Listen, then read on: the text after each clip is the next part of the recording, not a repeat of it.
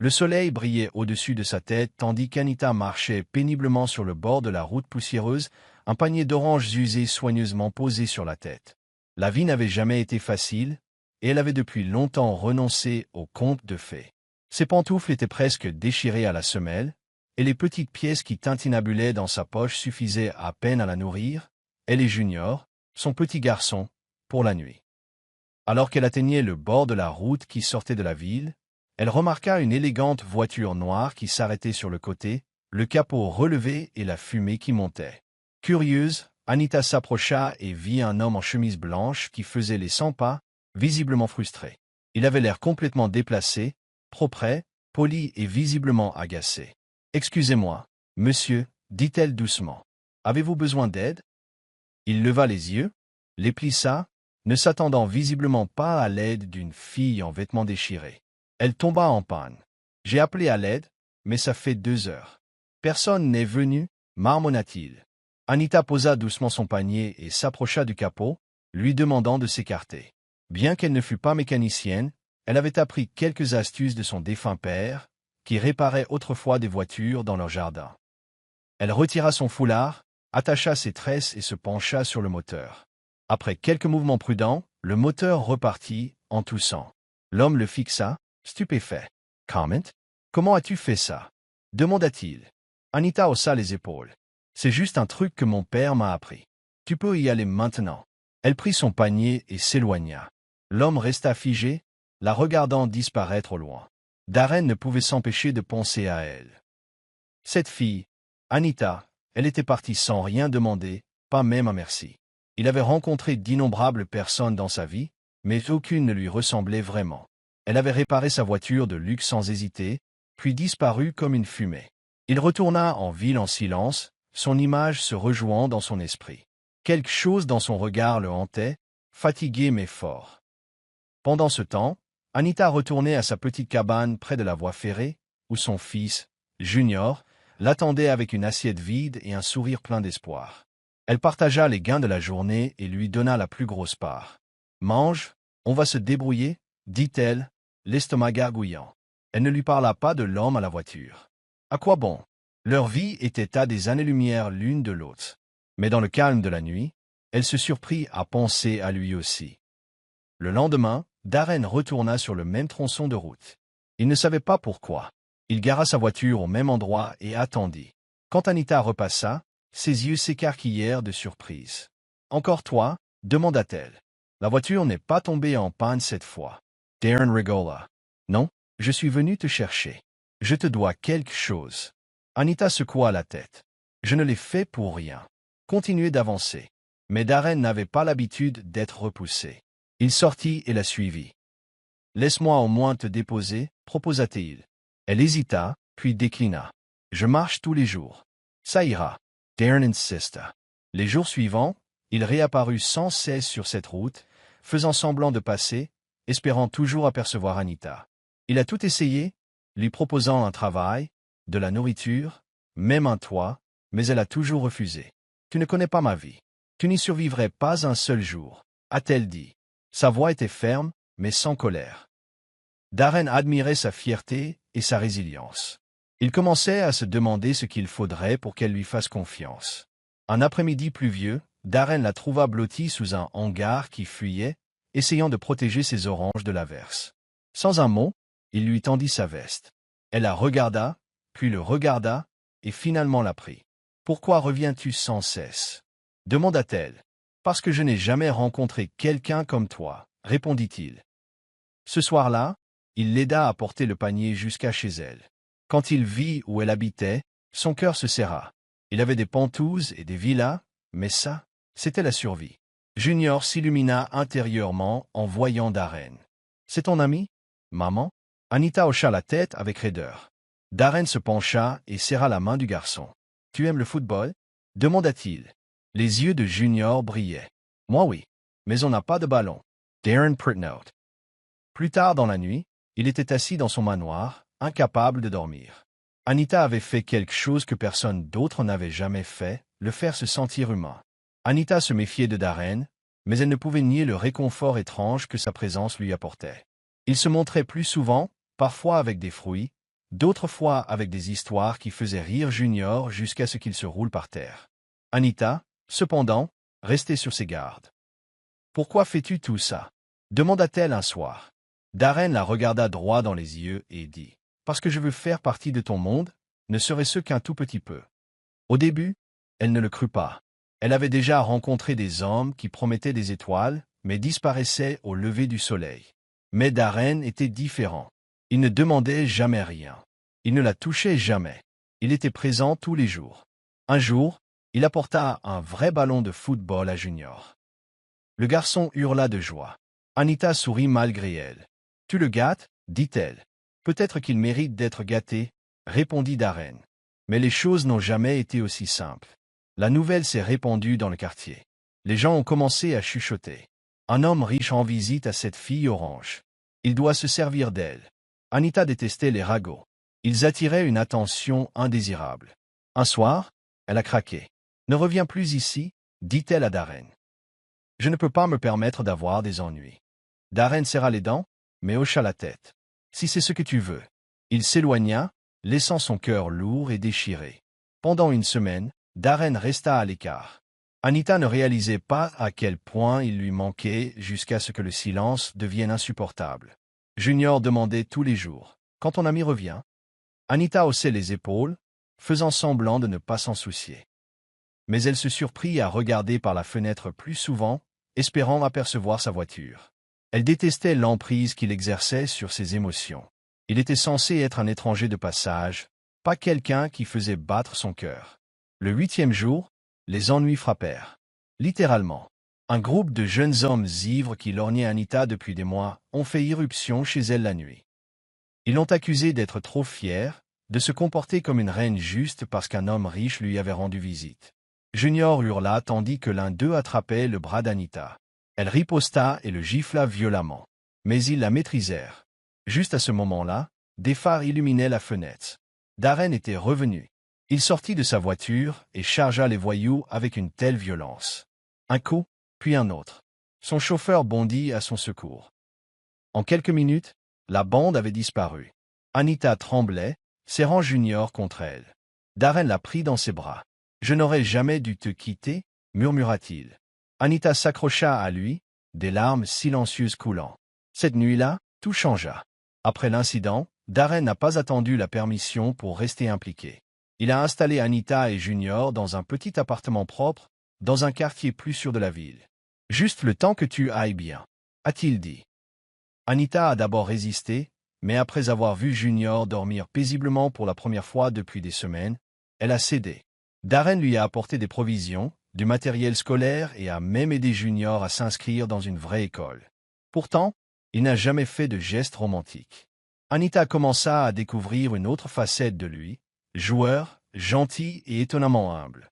Il l'aida à installer un petit stand de fruits près d'une rue animée où les affaires reprirent rapidement. « Tu pourrais me donner un emploi dans ton entreprise ?» la taquina-t-elle un jour. Darren sourit mais ne répondit pas. Il savait que lui dire la vérité, qu'il était l'un des hommes les plus riches du pays, risquait de tout gâcher. Alors il lui laissa croire qu'il n'était qu'un chauffeur prospère. Mais les secrets ne restent pas enfouis bien longtemps. Un soir, alors qu'Anita faisait le ménage, elle tomba sur le portefeuille de Darren. À l'intérieur se trouvaient plusieurs cartes noires portant des logos inconnus et son nom complet, gravé en lettres dorées. Curieuse, elle tapa son nom sur la tablette de Junior. Ses mains tremblaient tandis qu'article après article apparaissait. Darren, magnat des affaires, milliardaire, l'un des plus jeunes magnats du pays. Elle laissa tomber la tablette comme si elle lui brûlait les doigts. Anita ne put dormir cette nuit-là.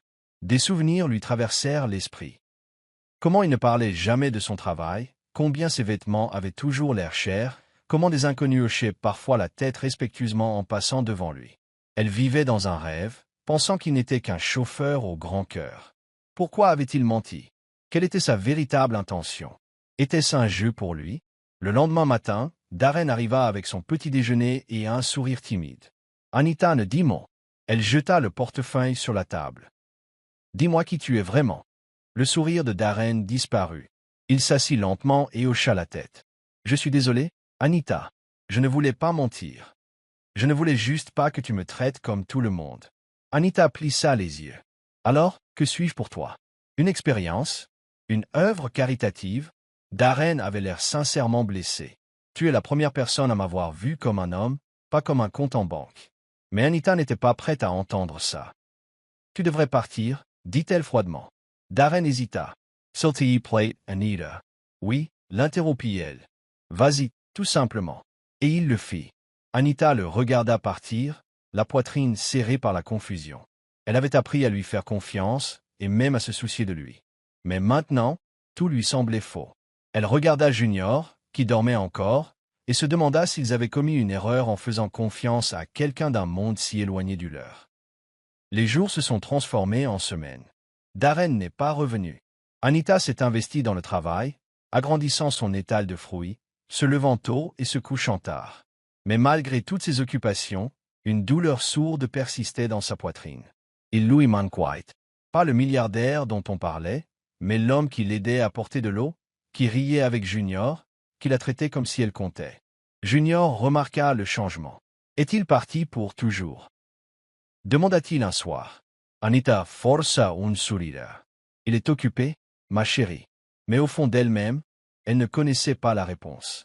Pendant ce temps, Darren menait son propre combat. Il restait à l'écart, pensant que c'était ce que voulait Anita. Mais chaque soir, il se retrouvait à contempler les photos sur son téléphone. Anita souriait au stand de fruits, Junior lui serrait la jambe. Finalement, Darren n'en pouvait plus. Il décida d'agir avec audace. Il allait montrer à Anita qu'il était vraiment, pas seulement un milliardaire, mais l'homme tombé amoureux d'une pauvre fille qui réparait sa voiture sans rien lui demander.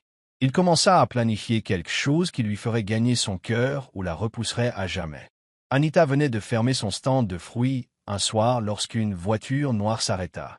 Elle se raidit, le cœur battant la chamade. Mais ce n'était pas Darren. Au lieu de cela, un homme en costume lui a tendu une carte. M. Darren vous demande d'être présent demain. Il a dit que c'était important. Anita hésita. Dis-lui que je ne suis pas intéressé. L'homme s'inclina légèrement. Il a dit que tu dirais ça. Mais il a aussi dit, s'il te plaît, ne laisse pas cela finir. Le lendemain, la curiosité l'a emporté. Elle s'habilla simplement et arriva à l'adresse indiquée sur la carte. C'était une magnifique propriété privée. Elle faillit faire demi-tour, mais le garde ouvrit le portail sans un mot. À l'intérieur, Darren attendait devant un grand écran. Avant de dire quoi que ce soit, dit-il, regardez. Il passa une vidéo de leur rencontre, filmée par une caméra embarquée dans sa voiture. Puis des scènes de Junior riant, d'Anita vendant des oranges, et même le stand de fruits qu'il l'avait aidé à construire. J'ai enregistré ce voyage parce que tu as changé ma vie, dit doucement Darren. Tu m'as rappelé ce que signifie être authentique. Je ne suis pas là pour t'impressionner avec la richesse. Je suis là pour conquérir ton cœur. Les yeux d'Anita se remplirent de larmes. Elle s'était préparée à l'arrogance et à la manipulation, mais elle découvrit la sincérité. Pour la première fois depuis des semaines, elle sourit. « Tu es toujours un imbécile, dit-elle, mais peut-être es-tu mon genre d'imbécile. » Darren et Anita ont lentement renoué leur lien, cette fois sans plus de mensonges entre eux. Il ne l'a pas comblé de diamants ni de luxe. Il était présent, l'a aidé à tenir son stand, a aidé Junior à faire ses devoirs et les a fait rire à nouveau. Les gens chuchotaient encore, mais Anita s'en fichait. Elle avait choisi sa propre voie. Un soir, alors qu'elle regardait Junior jouer, Darren se tourna vers elle. « Et si je te demandais d'emménager avec moi ?» dit-il doucement. Anita rit. « Et faire quoi? Cuisiner avec des cuillères en or ?» gloussa-t-il. « Non, sois juste avec moi. Apporte ton feu, ton chaos, ton entêtement. Je veux tout. » Elle ne répondit pas tout de suite. L'idée de pénétrer dans son monde l'effrayait encore. Mais son regard, chaleureux et patient, rendait difficile de refuser. Elle finit par accepter à une condition. « Je garde mon étal de fruits. » Darren sourit. Accord conclu. La transition ne s'est pas faite sans heurts. Son équipe était sous le choc. Les réseaux sociaux se sont déchaînés. Mais Darren a tenu bon. Elle est avec moi. C'est tout ce qu'il faut savoir. Anita gardait la tête haute. Elle n'était pas une Cendrillon attendant d'être secourue. C'était une jeune fille qui réparait des voitures, avait monté sa propre entreprise et avait appris à un milliardaire ce que signifiait vraiment l'amour. Vivre dans le manoir de Darren semblait surréaliste au début. Le sol en marbre, les couloirs interminables, la façon dont les yeux de Junior s'illuminaient dans sa propre chambre avec un lit superposé et un coin-jeu. Tout cela ressemblait à un rêve. Mais Anita veillait à garder les pieds sur terre. Chaque matin, elle se levait tôt, préparait son panier de fruits et partait vendre. Darren proposait souvent d'investir et de développer son entreprise, mais elle secouait la tête et disait « Laisse-moi le mériter ». Certains jours, Darren la rejoignait, déguisé en sweat à capuche et lunettes de soleil. Il riait quand les clients complimentaient son énergie et sa fidélité de mari. Darren ne les corrigeait jamais. « Peut-être que je travaille pour obtenir ce titre », lui murmura-t-il un jour. Mais même si la vie devenait plus douce, Anita savait qu'il valait mieux ne pas s'attendre à une vie sans épines. Des murmures commencèrent, des membres de l'élite de Darren la traitant de chercheuse d'or, d'arriviste. Elle essayait de l'ignorer, mais parfois leurs paroles la blessaient plus profondément qu'elle ne voulait l'admettre. Anita ne voulait pas montrer sa faiblesse. Mais un jour, alors qu'elle triait des mangues, elle s'effondra. « Peut-être que je n'appartiens pas à ton monde », dit-elle à Darren. Il s'agenouilla près d'elle et essuya doucement ses larmes. « Alors je quitterai ce monde pour toi, » dit-il. « Je donnerai tout pour préserver ta paix. » Elle rit amèrement. « Ce n'est pas ce que je veux, Darren. Je veux juste du respect. » Darren lui prit la main. « Alors, laisse-moi t'aider à la prendre. » Ce soir-là, il l'invita à un gala. Elle a d'abord résisté, mais il a insisté. « Ne sois pas mon rendez-vous, viens comme tu es. Montre-leur qui tu es. » Anita est entrée dans cette soirée dans une robe simple mais élégante. Les têtes se sont tournées. Les murmures se sont répandus. Mais elle garda la tête haute, se présenta avec fierté et parla même de son stand de fruits avec assurance. Le clou de la soirée fut lorsque Darren porta un toast à la femme qui m'avait appris l'humilité, l'amour et comment choisir le meilleur papa de la ville. La salle éclata de rire poliment, mais Anita remarqua le changement. Elle n'était plus seulement la vendeuse de fruits. Elle était la femme qui avait conquis le cœur de Darren à sa façon. Malgré leur lien grandissant, une chose pesait encore lourdement sur le cœur d'Anita, le père de Junior. Elle n'avait jamais tout raconté à Darren. Un soir, alors qu'il regardait Junior s'endormir, elle finit par se confier. « Son père est parti quand je suis tombée enceinte. Il a dit que j'étais trop lourde. Pour lui, je n'étais qu'une fille des rues. » Darren n'a rien dit. Il lui prit simplement la main et la serra. Le lendemain, Darren passa discrètement quelques coups de fil. Il trouva facilement l'homme, devenu musicien amateur, se vantant en ligne d'avoir esquivé une balle.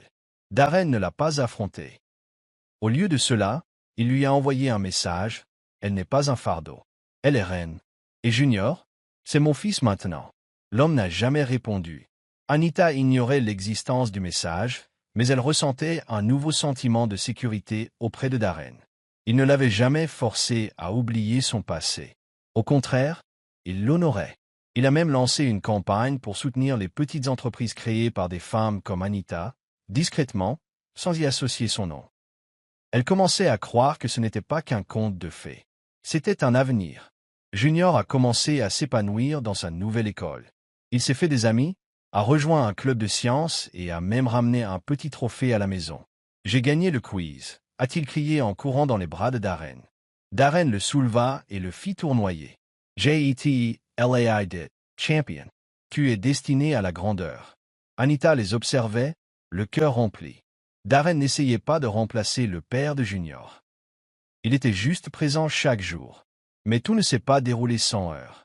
L'ex-fiancée de Darren, Amanda, est revenue sur le devant de la scène. Grande, gracieuse et née dans une famille riche, Amanda respirait le sentiment d'avoir tout.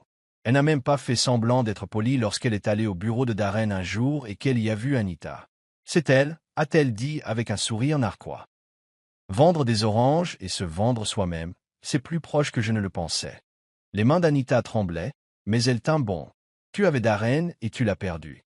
Je n'avais rien et j'ai gagné son respect. Réfléchis grec avant de parler. Darren entra juste à temps pour entendre ces mots. Il regarda Amanda droit dans les yeux. Horse, et ne parle plus jamais d'Anita. C'était la première fois qu'il défendait Anita publiquement, et ça a fait la une des journaux. Mais surtout, cela a renforcé leur lien. Avec le départ d'Amanda et les médias de leur côté, Anita et Darren ont enfin trouvé la paix. Darren a commencé à leur préparer des vacances, quelque chose de simple, juste tous les trois au bord de la plage. Anita n'avait jamais pris l'avion, et Junior n'arrêtait pas de sauter. Dans la maison, On sert du riz jollof dans les avions? Demanda-t-il, les yeux écarquillés. Le voyage avait été magique. Château de sable, longue promenade et rire. Un soir, alors qu'ils étaient assis à regarder les vagues, Darren se tourna vers Anita. « Épouse-moi » dit-il en lui tendant une petite boîte en bois. Pas de diamant. À l'intérieur se trouvait une simple bague en argent. Aucune pression. Pas de médias. Juste nous. Je veux construire l'éternité avec toi.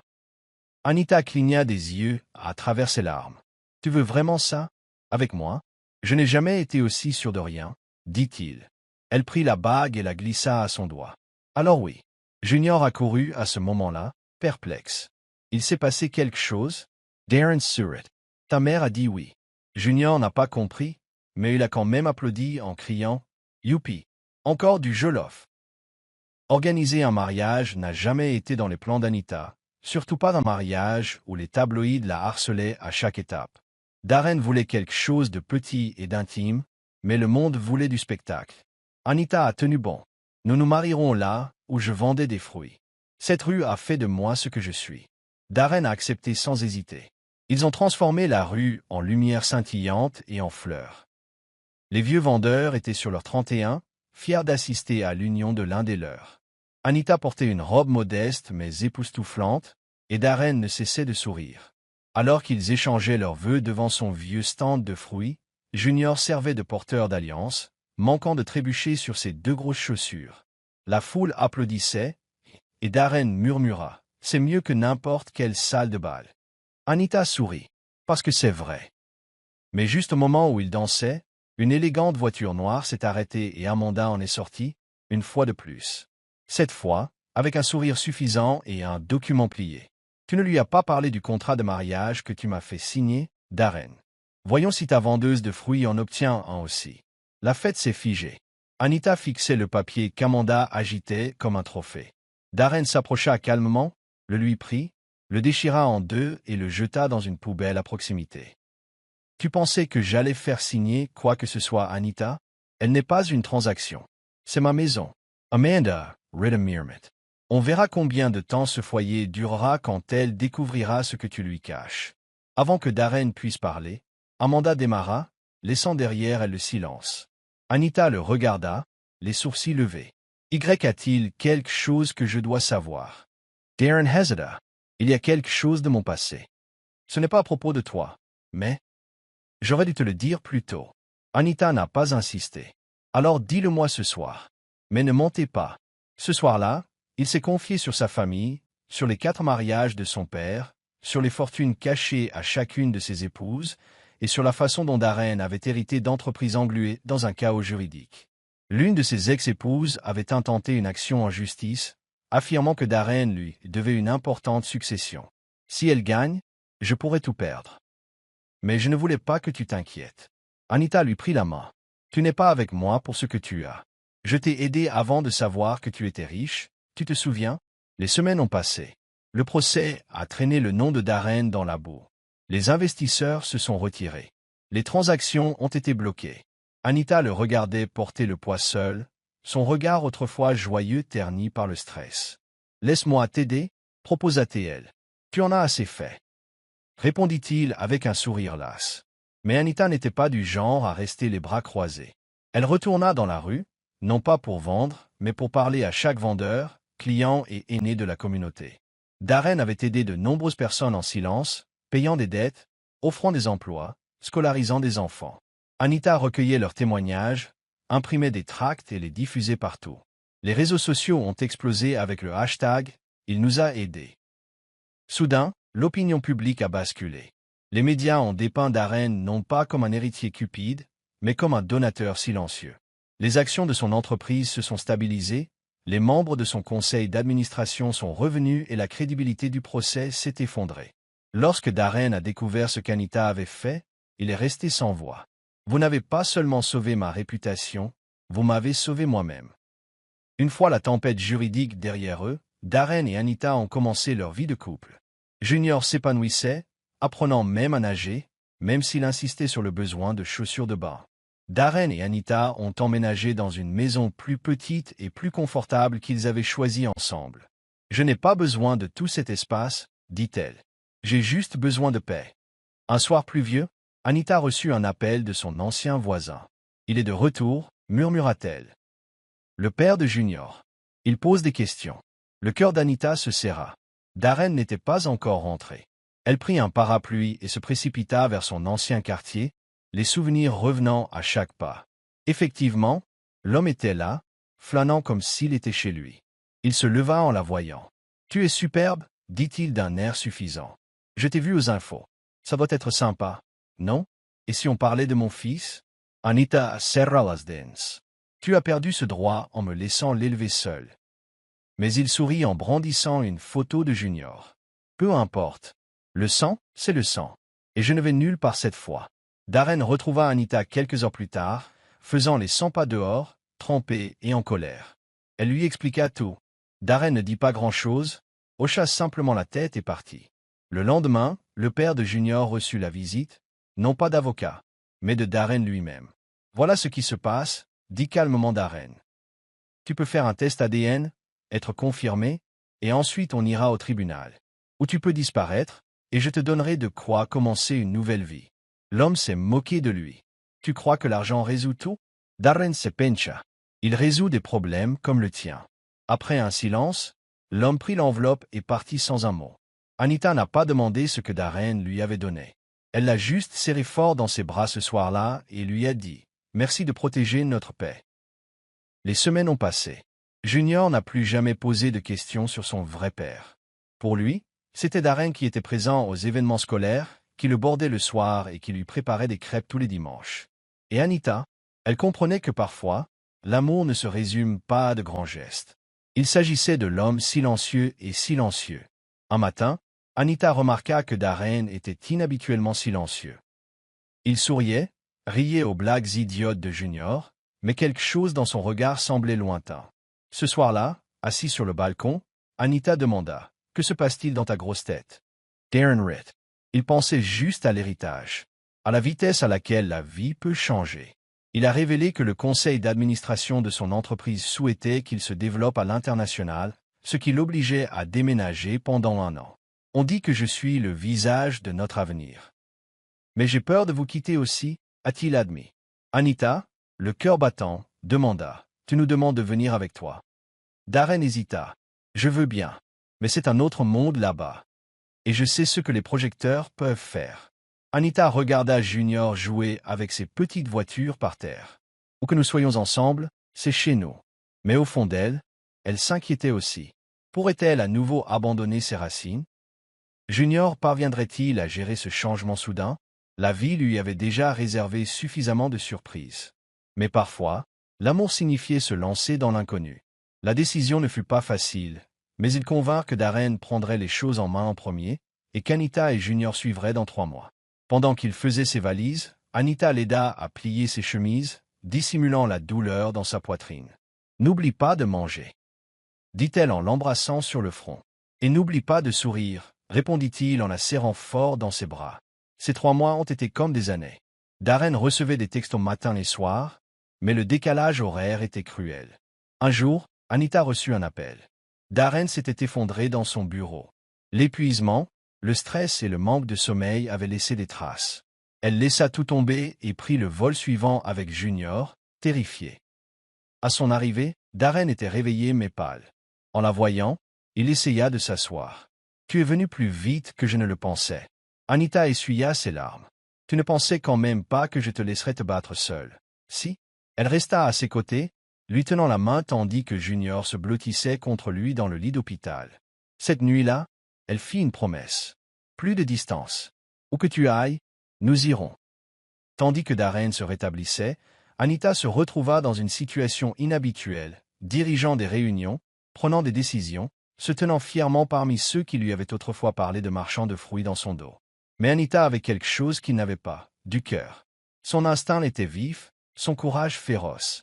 En seulement 1 mois, les bénéfices ont augmenté et les employés ont commencé à admirer son leadership.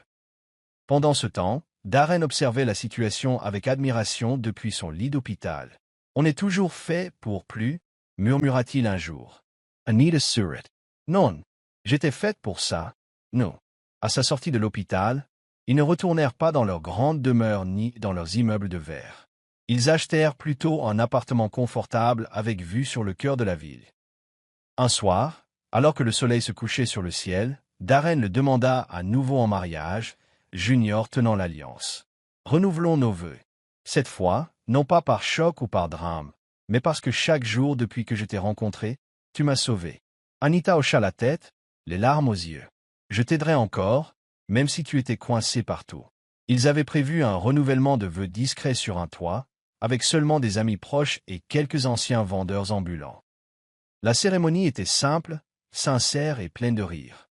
Comme Darren l'a dit, je le répète, murmura Anita, tu ferais mieux de le faire. Parce que je ne vais pas traîner ton milliardaire dans un autre fossé. Junior récita un poème drôle de sa propre composition, faisant rire tout le monde. Les yeux de Darren brillèrent lorsqu'il réalisa combien Anita avait apporté à sa vie, son amour et sa force. Après la cérémonie, ils dansèrent sous des guirlandes lumineuses, leur monde paraissant enfin complet. Mais alors que la paix semblait définitive, Darren reçut un message, une menace anonyme. Tu t'es marié sous ton nom. Tu ne mérites pas ton empire. Surveille tes arrières. Darren a rejeté l'idée, mais Anita non. C'est une affaire personnelle, a-t-elle dit. Et qui que ce soit, il n'a pas fini.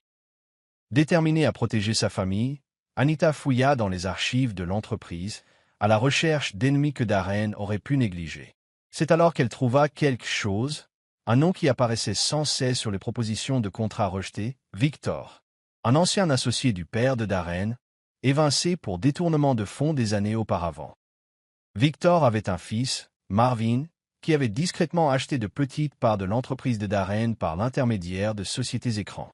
Anita l'a rapporté à Darren. Il ne s'agissait pas seulement d'une menace commerciale, a-t-elle dit. Il attendait de te détruire de l'intérieur. Le visage de Darren se durcit. Alors, on en finira, ensemble. Ils ont lancé un audit surprise sur tous les comptes suspects, gelant du jour au lendemain l'influence croissante de Marvin. Des poursuites judiciaires ont suivi. Marvin a été démasqué et ses complots dévoilés au grand jour. Darren et Anita se tenaient main dans la main lors de la conférence de presse, non pas comme un couple scandaleux, mais comme un duo puissant. Le monde voyait enfin Anita, non pas comme l'aide d'un homme en détresse, mais comme une reine aux côtés de son roi. Marvin étant parti, la vie reprit son rythme effréné. Anita a officiellement rejoint le conseil d'administration en tant qu'associée de Darren, non seulement de nom, mais aussi de par son rôle. Elle a transformé les systèmes de protection sociale des employés, introduit le mentorat et donné la parole à ceux qui n'avaient pas été entendus depuis longtemps. Malgré leur richesse, Anita a insisté pour qu'il perpétue une tradition. Il retournait dans son ancienne rue une fois par mois. Darren, en chemise de créateur, aidait à déplacer les caisses. Junior jouait à cache-cache avec les vendeurs. Les rires remplissaient l'air, et des inconnus observaient avec émerveillement. Était-ce le couple de milliardaires? Un jour, une jeune fille s'approcha d'Anita avec une sandale cassée et un panier de mangue. « Ma roue s'est cassée » dit-elle timidement. Sans hésiter, Anita se pencha, l'aida à la réparer et lui dit « Continue à vendre, n'abandonne pas. J'ai rencontré mon avenir ici, dans la rue. » Les yeux de la fille brillaient. Peut-être que je rencontrerai le mien aussi. Les années passèrent. Junior grandissait, plus curieux, toujours en train de demander « Maman, pourquoi as-tu aidé papa alors qu'il n'était qu'un inconnu ?» Anita souriait et répondait « Parce que la vraie aide vient quand on n'attend rien en retour. » Darren ajoutait « Et parfois, un inconnu devient ton éternel. » L'entreprise prospéra. Anita devint conférencière, d'abord à contre-cœur, partageant des histoires de courage, et non de glamour. Son histoire n'était pas celle d'un succès instantané, mais celle d'amour, d'audace et de seconde chance. Les gens l'écoutaient, inspirés non par les titres, mais par la vérité. Mais juste au moment où les choses se calmaient, Anita reçut une lettre manuscrite, sans adresse de retour. À l'intérieur se trouvaient des photos de sa mère. « Elle n'est pas morte comme tu le pensais », disait le mot. « Elle a disparu pour une raison. Si tu veux connaître la vérité, viens seul. » Anita serra la lettre, le cœur battant. Qu'est-ce que cela pouvait bien vouloir dire? Anita ne le dit pas immédiatement à Darren. Elle avait besoin de temps pour comprendre le sens de la lettre. Sa mère avait disparu alors qu'elle n'avait que 9 ans. On lui avait dit qu'elle s'était noyée lors d'une traversée de rivière. Mais quelque chose dans cette écriture, si familière, lui fit trembler les genoux. Elle se rendit seule à l'adresse indiquée sur l'enveloppe, un village isolé, loin de la ville. Là, dans une petite hutte, était assise une femme aux yeux fatigués et aux mains tremblantes. « Tu es venu » murmura-t-elle. « J'attendais depuis des années. » C'était sa mère. Vivante. Mais pourquoi avait-elle disparu? Sa mère avait dit la vérité. Elle avait fui un mariage violent. Le père d'Anita l'avait menacée de mort. Elle est partie pour protéger Anita, mais on lui a appris plus tard que sa fille avait été adoptée. La honte l'a maintenue cachée. Anita pleurait dans ses bras. « Tu aurais dû venir me chercher. » Sa mère pleurait aussi. Je ne savais pas comment. Anita ramena sa mère à la maison, discrètement. Darren l'accueillit avec grâce, mais Junior était perplexe. « Grand-mère » demanda-t-il. Anita lui expliqua doucement, et Junior, avec l'innocence propre à un enfant, l'accepta immédiatement. « Plus de gens à aimer » dit-il. Anita et sa mère passèrent de longues nuits à discuter, reconstruisant un pont perdu depuis des décennies. Son cœur était plus léger, plus entier. Darren regardait sa femme avec admiration, se demandant comment quelqu'un pouvait supporter autant de douleur et avoir un sourire aussi éclatant. Un soir, Anita regarda autour de la table. Darren riait, Junior mettait le désordre, sa mère chantonnait doucement dans la cuisine, et elle ressentit une paix profonde. « C'est la vie dont je n'aurais jamais osé rêver », pensa-t-elle. Sous un ciel étoilé, Darren serrait Anita contre lui. « Tu sais, » dit-il, « je crois que ce pneu crevé m'a sauvé la vie. » Anita rit. « Ça m'a sauvé la vie aussi. » Elle se tenait au bord de la route où elles s'étaient rencontrées, maintenant entièrement refaite. Le vieux kiosque à fruits avait disparu, mais les souvenirs étaient toujours là. Il n'avait pas besoin de richesse pour se sentir riche. Il n'avait pas besoin des louanges publiques pour être fier. Il ne leur manquait plus que ce qu'ils avaient déjà, l'un l'autre. Darren l'embrassa sur le front. De perdu à sauver, hein? Elle hocha la tête. D'inconnu à âme sœur. Alors qu'ils retournaient à leur voiture, Junior sautilla devant eux, leur criant de se dépêcher. Anita sourit à Darren. « Rentrons à la maison. » Et sur ces mots, ils partirent, non seulement vers leur maison, mais vers une vie fondée sur la gentillesse, la loyauté et un amour inattendu, né au bord de la route.